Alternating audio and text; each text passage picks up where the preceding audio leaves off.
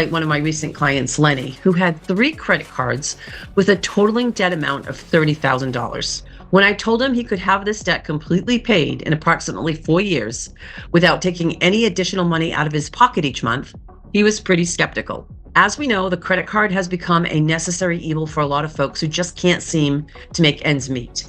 However, as we also know, it's a temporary band-aid that escalates into a much bigger problem. High credit card interest rates, 20 to 29%, quickly increase our debts and create a spiral downfall for many. So it makes sense to teach people like Lenny how to get rid of that never-ending debt in a manageable way and move forward on a much more financially healthy path. We started by looking at what Lenny was paying on his current credit cards monthly. Then we worked on redirecting those amounts gradually into a vehicle that will allow him to build cash value and borrow from himself at a fraction of the interest costs. Looking at this chart, we took the required minimum for each card and decided that would be the amount he would send to the credit card companies each month. He was currently paying more than the minimum, trying to get those balances down. We will take those extra payment amounts and redirect them into a high cash value life insurance or infinite banking strategy. By doing so, we're building up a cash value account that he will be able to borrow against and pay himself back, reducing the interest rate dramatically.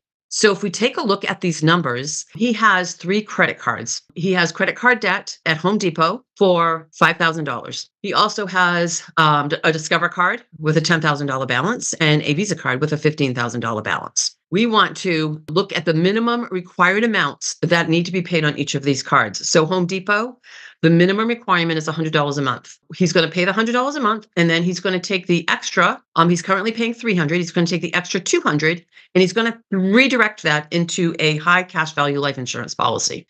He's going to do the same thing for his Discover card. The minimum requirement is $200. He pays $400. We're going to take this extra $200 and put it into the policy. And on his Visa card, the minimum is $300 a month. He pays $500 a month, so we're going to redirect that $200 also into the life policy. So his minimum payments are $600 a month. His current payments with the overpayment he's making is $1,200 a month. And his new payment is going to be the $600 a month minimum payment plus $600 a month into his infinite banking policy or his high cash value life insurance. So it's the same out-of-pocket expense. He's just putting his money in a different area. So let's just take a look and see how that's going to work. So his goal year 1 is to pay off his Home Depot credit card of $5,000. He's funding it $600 a month, which is the $600 minimum payment, plus the $600 that's going into his cash value. So his year 1 cash value is $50.98. And here's his cash value right here, $50.98. He's going to take $5,000 and he's going to pay off his Home Depot year 1. In year 2, he's going to take that $100 that he was putting into his Home Depot, and he's going to add it to his infinite banking plan, his high cash value life insurance. So now he's putting $700 a month into his plan.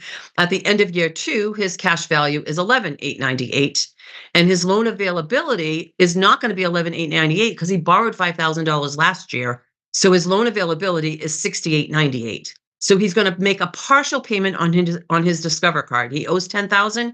He's going to make a $6,000 payment. Year 3, he's going to continue funding at that $700, but at the end of year 3, his cash value will be $19,575 minus the amount he borrowed. Year 1, $5,000, and year 2, $6,000.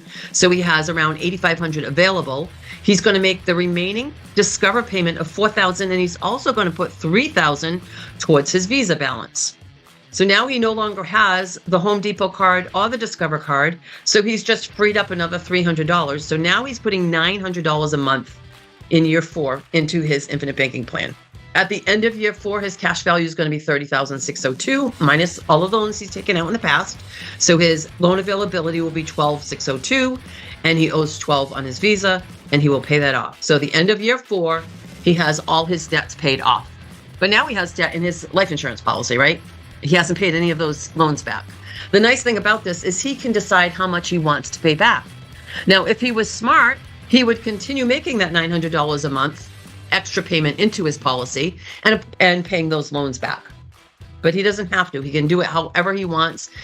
Basically, the money in his cash value is compounding, earning interest and dividends. So his loans are pretty much a wash, because the earnings are kind of counteracting the loan interest rate, which is probably only going to be around 5.5% compared to the 29% he was paying in his credit card. So now he has the freedom to pay however much he wants. He could actually have paid this off faster if he threw in extra money into his life insurance policy each year. So instead of just basing it on what he's paying his credit cards, maybe he got a tax return, maybe he got a gift, maybe he got a bonus from work, and he put it into his life policy as long as it's designed to hold it. And he actually paid those debts off as he was going along without taking any initial money out of his pocket. So what he has ended up with is a policy that is going to continue to build cash value. He's going to want to continue to make the premiums for this policy because it's a great place to have your money. It's growing tax-free. He's going to always have that loan availability. In year 10, if he wants to take out another loan, he never has to use credit cards ever again in his life because he's going to use this policy as his credit card, which he is in control of, and the interest is really low, and he can pay it back whenever he wants. Keep in mind also, he has a death benefit that he didn't have, obviously, with a credit card. So if something happened to him, his family would have, a legacy or money that they could use to make up for any income that they had lost because of his passing. So a lot of advantages. There's so much more to these policies. Today, I just wanted to address how we can use these to pay off debt. Because if we keep paying the minimums on our credit card, folks, they are never going to get paid off. So I hope this was helpful. If you want me to look at your situation and design a plan to pay off your debt, please let me know.